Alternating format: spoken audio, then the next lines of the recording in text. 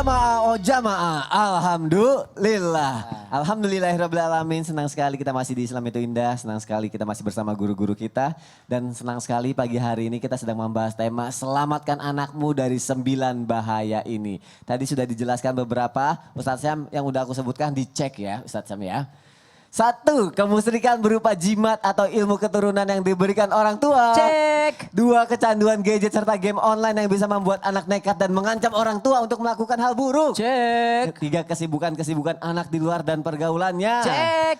4, menjauhkan perasaan bucin kepada anak sehingga membuat galau sebelum waktunya. Cek. 5, menyelamatkan anak dari sifat berbohong dan menjauhkan sikap mengiming-imingi anak. Oke, cek.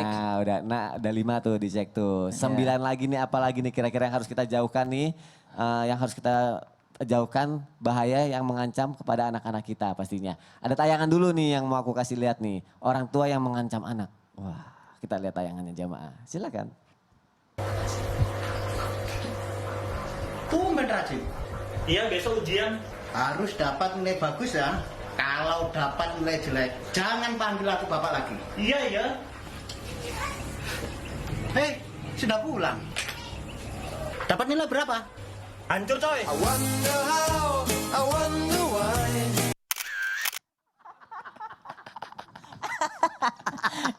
Jangan panggil aku bapak lagi ya.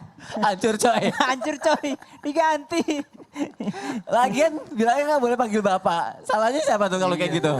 Jadi salah gak anaknya? Bener juga ya, bener juga ya. Tuh, itu Anak sekarang main pinter ya. pinter ya. Itu karena orang tua suka ngancam-ngancam tuh mungkin. Jadi seperti itu. Oke, kita tanya sama Ustadz Syam, banyak nih kadang orang tua tuh ngancam anak maksudnya tuh biar nurut gitu. Tapi benar gak sih hal ini justru berbahaya gitu. Tapi aku pengen nanya nih Ustadz Syam. Emang benar gak sih sebenarnya boleh nih mengancam untuk kebaikan gitu. Maksudnya kamu harus rajin sholat, kamu harus berbuat baik. Kalau enggak nanti papa ini gitu. Itu boleh gak sih kayak gitu Ustadz Syam? Mohon penjelasannya Ustadz, silakan. Bismillahirrahmanirrahim. Tabe guruku Ustadz Maulana, Ustadz Bani, Mas Soni dan seluruh guru-guru kami yang dimuliakan Allah Subhanahu wa taala. Langsung, boleh nggak berdakwah atau memberikan peringatan dengan jalan ancaman? Jadi kalau kita kembali melihat ke dalam Al-Quran, itu perintah itu sedikit gitu. Jadi kayak dirikanlah sholat atau tutuplah auratmu gitu. Sedikit, tundukkan pandanganmu. Tapi di antara satu perintah itu ancamannya banyak di bawah. Kalau kau tidak menutup aurat maka ini segala macam. Kalau kau tidak melaksanakan sholat maka ini akan terjadi. Artinya dakwah dengan ancaman itu bisa dilakukan sebagaimana Al-Quran melakukannya. Al-Quran itu sedikit sekali mengatakan engkau tutupilah auratmu. Tapi banyak di antara ayat tersebut mengatakan karena kalau kau tidak menutup aurat maka ini akan menjadi seperti ini nanti di akhirat. Atau dirikanlah sholat karena engkau yang membutuhkan sholat tersebut. Jadi dakwah dengan memberikan konsekuensi dari apa yang mereka lakukan itu adalah dakwah Al-Quran. Jadi nggak usah capek-capek. Kau sholat. Kasih tahu aja. Nah kalau kau sholat itu berarti engkau berbincang dengan Allah. Dan pahala dari sholat itu begini. Gitu. Jadi dakwah Al-Quran itu begitu. Nah kalau kau tidak sholat itu bukan membahayakan Allah. Tidak. Allah itu tetap berkuasa. Semua makhluk dan jin, semua apapun tidak beribadah kepada Allah. Allah tetap tinggi. Allah tidak butuh dengan sholat kita. Yang butuh sholat itu adalah kita sendiri. Subhanallah. Jadi dakwah ancaman atau memberikan iming-iming itu boleh saja dilakukan. Namun bukan berarti mengancamnya dengan cara yang buruk. Seperti kisah dalam Al-Quran. Ada seorang orang tua yang mengancam anaknya. Qala aragibun anta an alihati ya Ibrahim.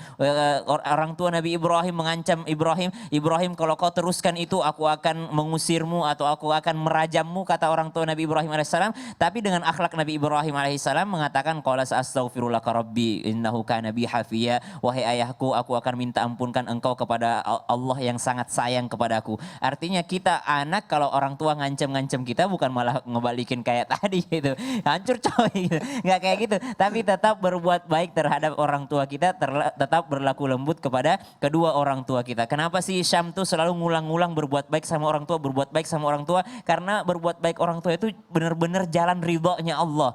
Kita jangan ibadah karena mencari pemberian Allah, tidak. Kita beribadah karena mencari ridho Allah. Kenapa? Karena kalau Allah sudah ridho, maka pemberiannya tidak akan pernah kita bisa bayangkan. Itu tidak terhingga pemberian Allah Subhanahu wa taala, unlimited. Jadi carilah ridhonya Allah melalui jalan ridho kedua orang tua kita. Itu berkata Syekh Mutawalli Asy-Sya'rawi. Jamaah yang dimuliakan Allah Subhanahu wa taala. Jadi kalau ditanyakan boleh apa enggak? Boleh-boleh saja, yang penting dengan cara yang baik. Yang kedua, yang tidak boleh seperti apa? Mengganti nama. Mengganti nama itu ada di zaman Rasulullah sallallahu alaihi wasallam yang protes gitu kan. Bahkan di zaman Sayyidina Umar bin Khattab protes.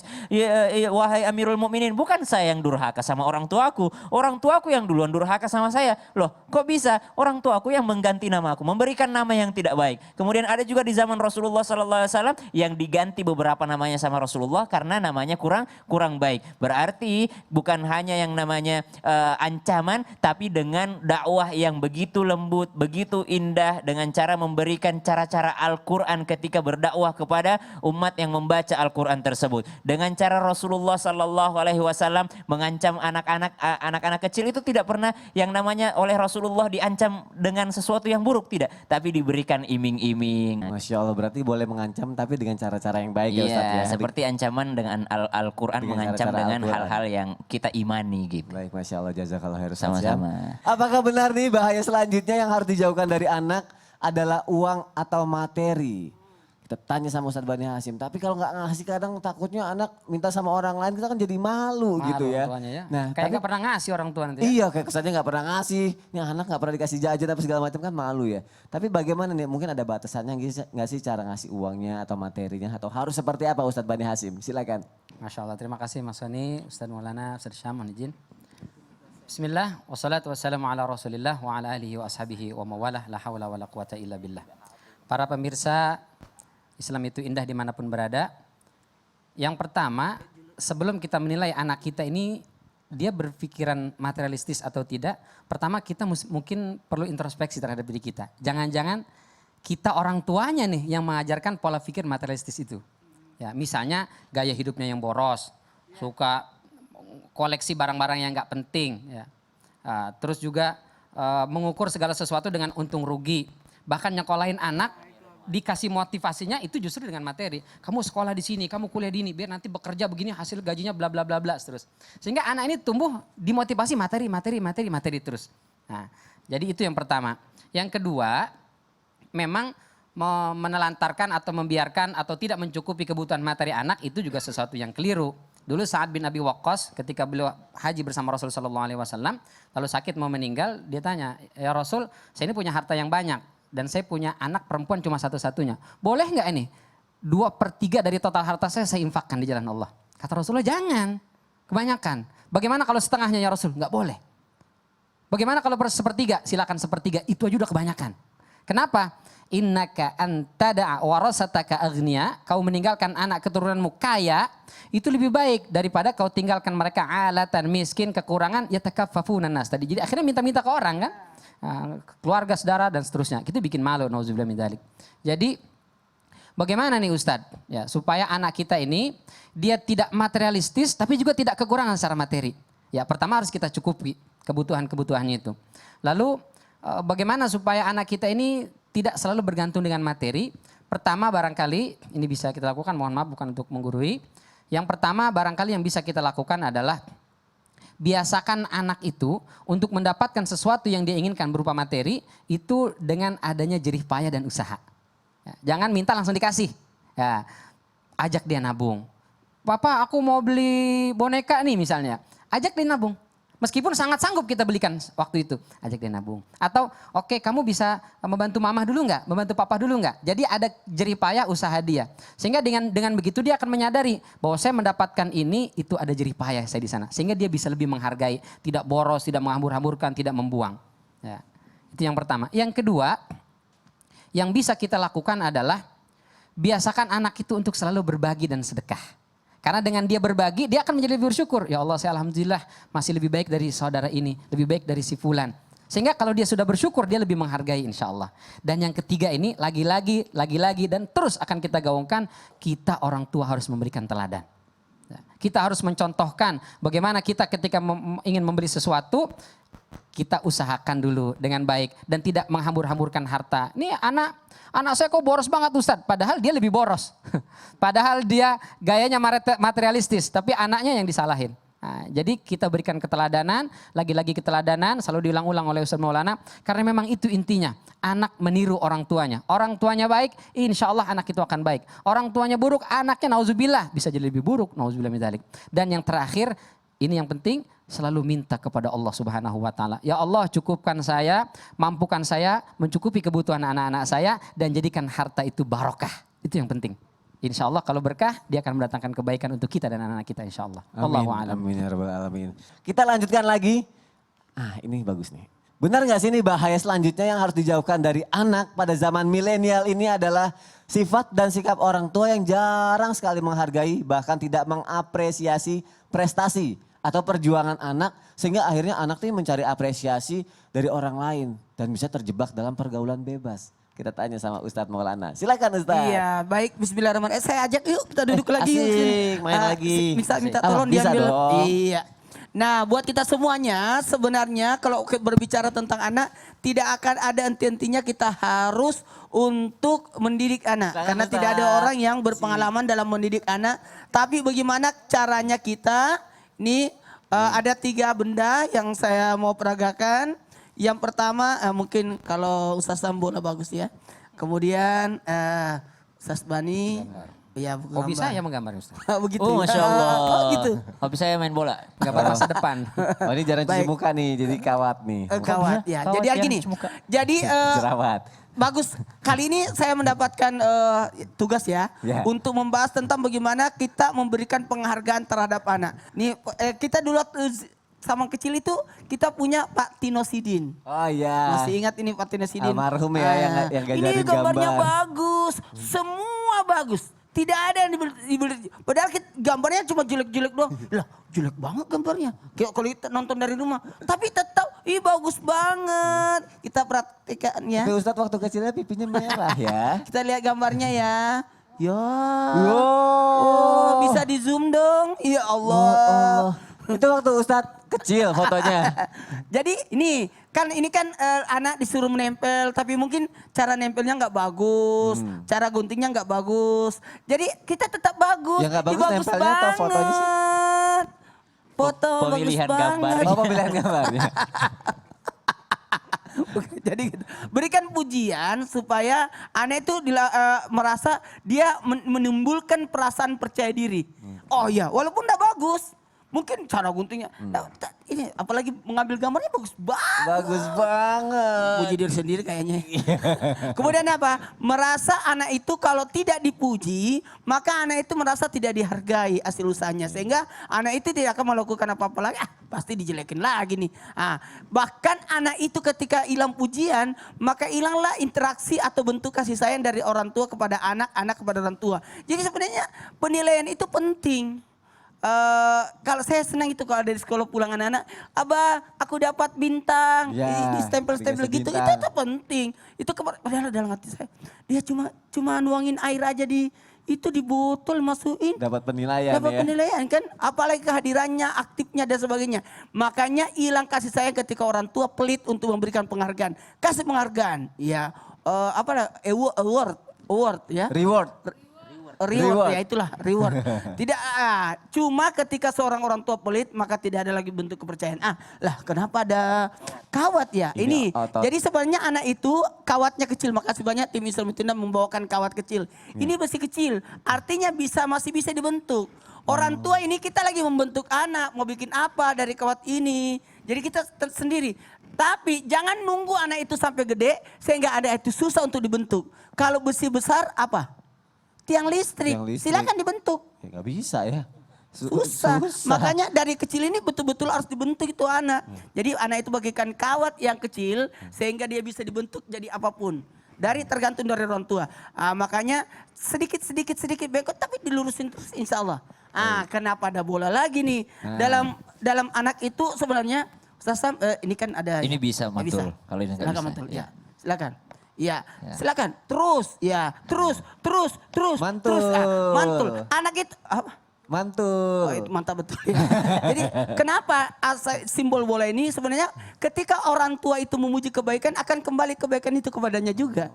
Jadi ketika orang tua memuji dengan kebaikan, memuji, bagus sekali, akan kembali, bapakku, jadi enak banget. Tapi ketika dia keras, maka keras juga pantulannya kembali kepada dia. Makanya anak itu betul-betul tidak ada, konsep kita itu tidak ada anak nakal dan tidak ada anak bodoh. Kenapa ada anak bodoh? Karena tidak diberitahu. Dan kenapa ada nakal? Karena dia kurang perhatian.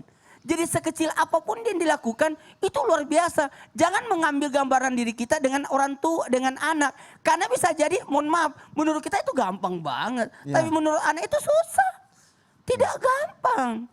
Jadi maaf ya, membuka botol minum aja susah. Ya. Air minum yang dalam kemasan itu kan susah dibukanya. Dan perlu bantuan dari kita. Walaupun anak, aku bisa kok Abah, aku bisa. Tapi enggak apa-apa. Dengan usahanya dia pakai gigi mungkin menurut kita itu bahaya banget. Tapi Ya. dia berusaha untuk memperlihatkan kemampuan dia.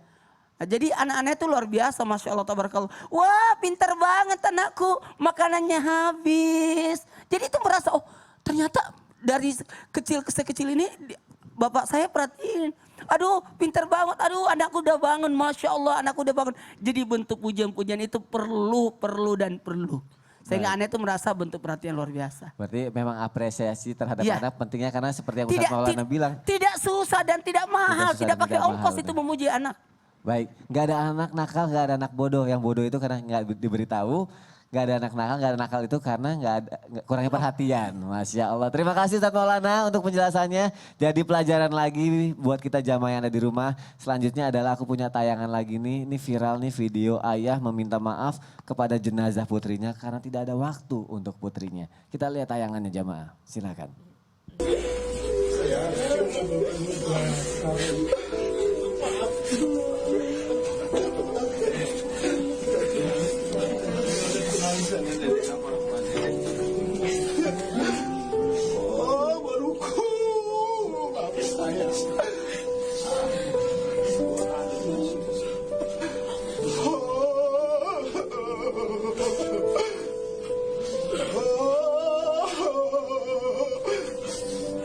Nenek, ada lagi yang nanti sudah minta saya.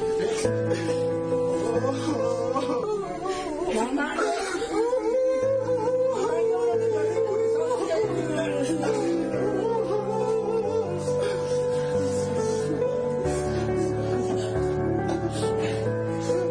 Namanya hukumnya dan tega 3 minggu menjaga terus.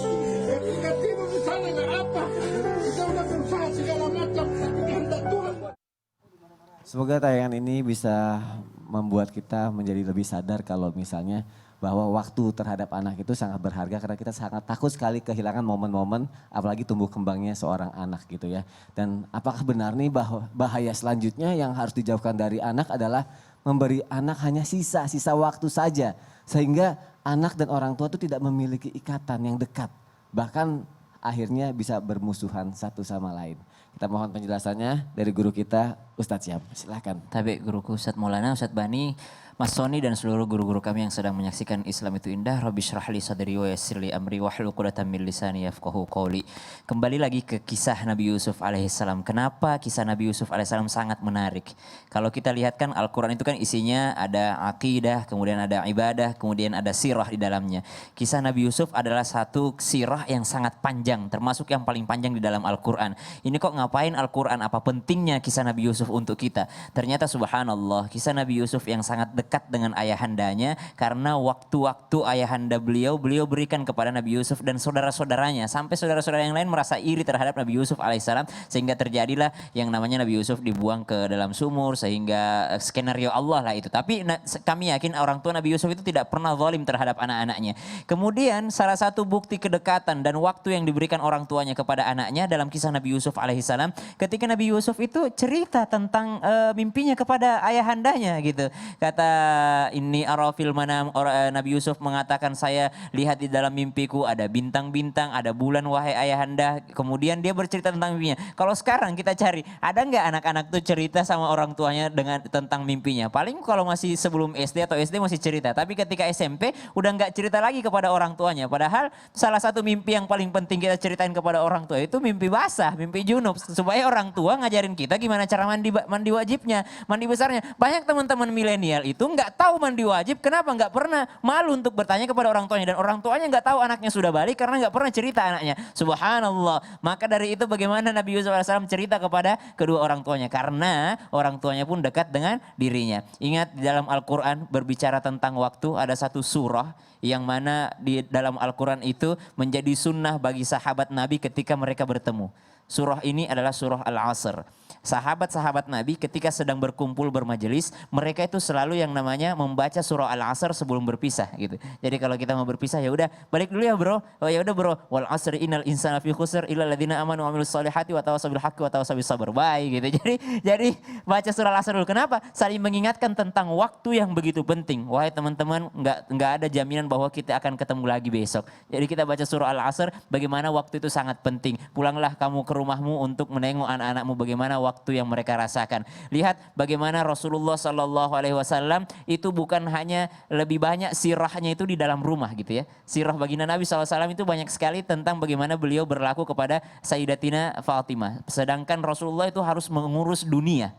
Lihat, Rasulullah itu harus mengurus dunia. Bagaimana mungkin seorang yang harus mengurus dunia masih mempunyai kisah-kisah yang luar biasa ketika bertemu dengan Sayyidatina Fatimah. Rasulullah mengecup keningnya, mengecup pipinya, lalu mengambil tangan Sayyidatina Fatimah, mencium tangan Sayyidatina Fatimah. Rasulullah itu tidak mencium tangan orang lain, tapi kepada anaknya, putrinya, dicium tangannya. Kenapa? Ini membuktikan bahwa orang yang mengurus dunia saja, seluruh manusia di akhir zaman ini diurus oleh satu orang, yaitu Rasulullah SAW.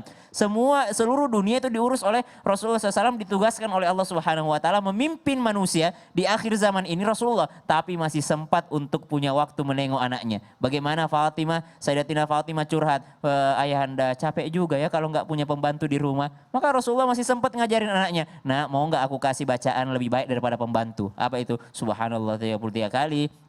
Alhamdulillah, kemudian Allahu Akbar. Bagaimana seorang yang mengurus dunia saja masih sempat untuk anaknya, lah kita belum ngurus dunia, belum ngurus kabupaten, belum ngurus satu provinsi, Bisa lupa sama bisa lupa anak ya. terhadap anak-anak di rumah tanpa bermaksud menggurui ataupun menceramahi. Karena momen-momen kebersamaan itu yang sayang kalau Aduh, sampai hilang ya Ustaz ya. subhanallah, iya. Baik, terima kasih Ustaz Syam Ya. untuk penjelasannya. Jamaah juga terima kasih sudah menyaksikan Islam itu Indah. Setelah ini ngumpul lagi semuanya, merapat, jangan kemana-mana karena kita akan menjawab pertanyaan yang udah masuk ke media sosial Islam itu Indah. Jadi tetap di Islam itu Indah. Jamaah, oh jamaah, alhamdulillah. Alhamdulillah.